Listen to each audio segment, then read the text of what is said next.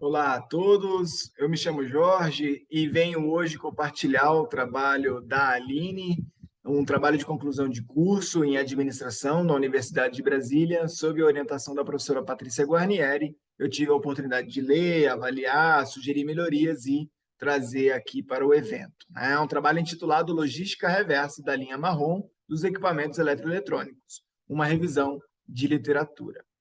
Bom, importante conceituar o que é, então, equipamento eletrônico antes de começarmos, né? Mostrando que são todos aqueles produtos cujo funcionamento depende de corrente elétrica, né? De campos eletromagnéticos. Então, na linha marrom, especificamente, a gente está falando de monitor, tubo de televisão, de aparelho de DVD, VHS, áudio, né? Esses equipamentos de áudio, de uma forma geral, bem como as filmadoras, entre outros.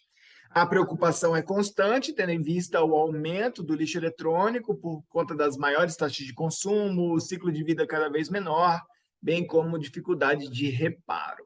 O nosso marco, então, é a sanção da Lei 12.305, em 2010, quando instituiu os conceitos de logística reversa, bem como de responsabilidade compartilhada pelo ciclo de vida do produto, né? A lacuna identificada na literatura para justificar a importância desse trabalho foi a de que faltavam revisões sistemáticas nessa área para contribuir para monitoramento dos estudos, né, e para a compreensão do que já se avançou sobre o assunto. Então, diante dessa lacuna, o objetivo do trabalho foi levantar e analisar os principais estudos, cujo escopo é especificamente na linha marrom dos resíduos eletroeletrônicos nos últimos 10 anos aí, focando no Brasil, né? Então, nos estudos em português no âmbito nacional. Bom, então a política nacional ela obriga os fabricantes a implementarem esses programas de logística reversa, bem como a disseminar informações sobre os produtos, formas de acondicionamento e destinação adequada, né? Então, a logística reversa é importante compreender como o planejamento do transporte, do armazenamento, do controle de fluxo do resíduo pós-consumo de volta lá para o ponto de origem, para o fabricante, seja por conta de uma recuperação de valor ou para destinação adequada, né?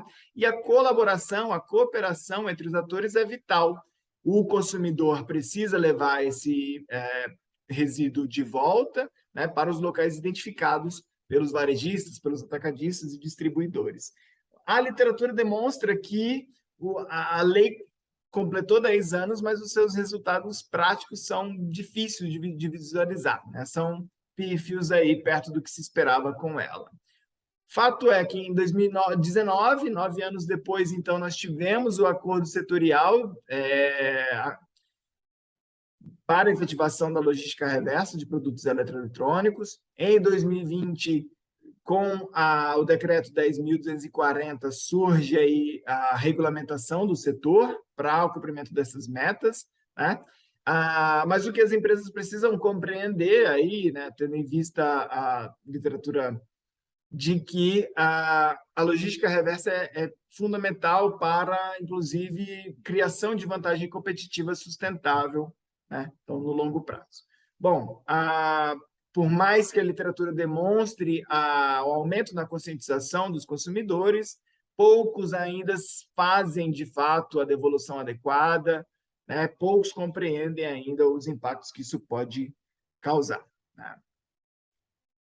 No início da metodologia, a gente faz uma breve caracterização do setor, demonstrando dados internacionais em que mostram que a maioria do volume, então, de resíduos eletroeletrônicos são pequenos, então são domiciliares, para depois vir os equipamentos grandes, industriais, né?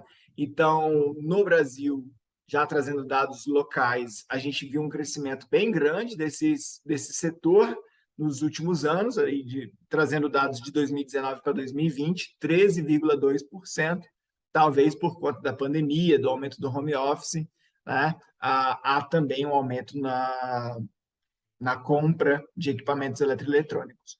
Mas essa pesquisa especificamente, como foi realizada, né?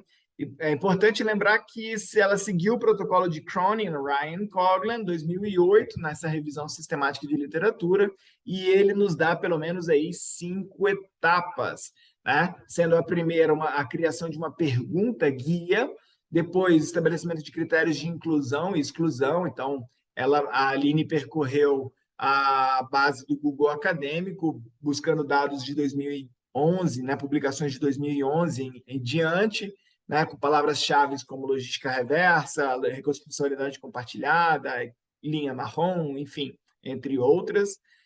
Encontrou 103 trabalhos, mas depois, lendo o resumo e palavras-chave, descobriu que só 66 só assim, né? 66 trabalhos contribuiriam de forma mais direta, né? Tratavam de logística reversa, eram em português e tinham esse envolvimento empírico, né? Traziam dados relevantes, não eram revisões. Bom, então, dos 66 trabalhos, ela fez uma planilha Excel, trazendo os dados bibliográficos, né? Bibliométricos, então, título, ano de publicação, palavras-chave, né? E, então, entre outros, né? Questões metodológicas também, quali, quanti, e também tinham colunas para analisar, para fazer um fichamento, então analisar o conteúdo, quais os objetivos, quais os principais achados, quais as sugestões de pesquisas posteriores, né? Então, essa nuvem de palavra demonstra bem que esse termo, ou logística reversa de eletroeletrônico, ela está bem vinculada com o meio ambiente, sustentabilidade, reciclagem, descarte, né? Entre outros termos vinculados com essa questão da preservação ambiental.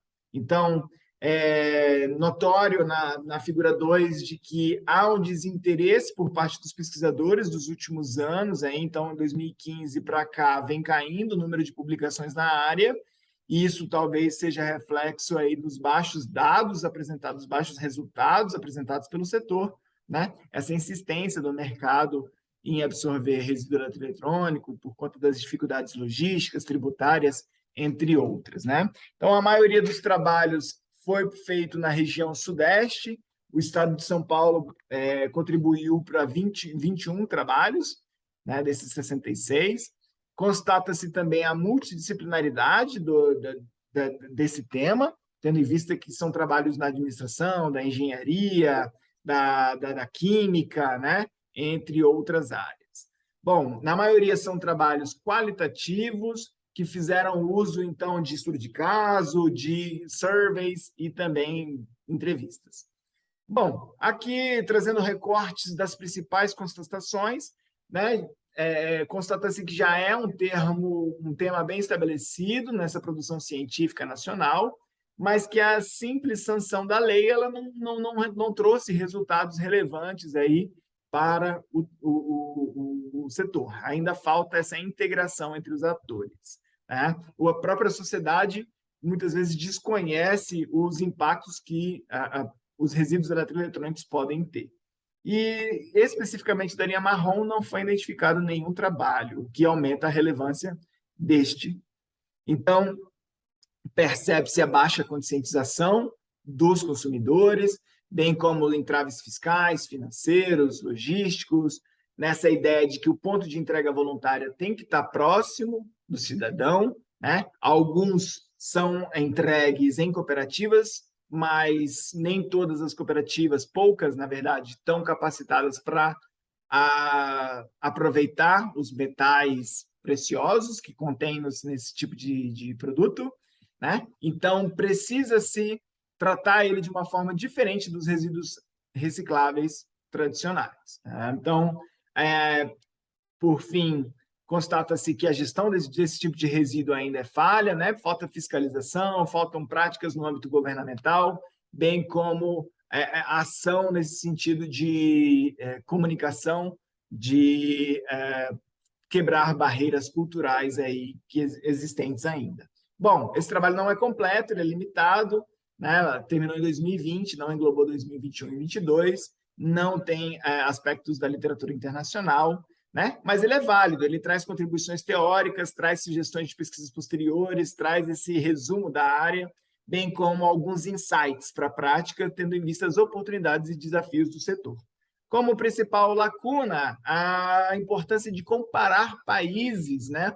Essa questão da exportação e da importação de resíduos, se está havendo ainda e onde que está, bem como a ideia de novos designs para a geração de novos empregos, fazer um crescimento mais inteligente nesse setor. Bom, aqui ficam as principais referências. O meu muito obrigado à organização da Persol e ficam aqui os meus contatos para quem quiser conversar mais sobre. Obrigado.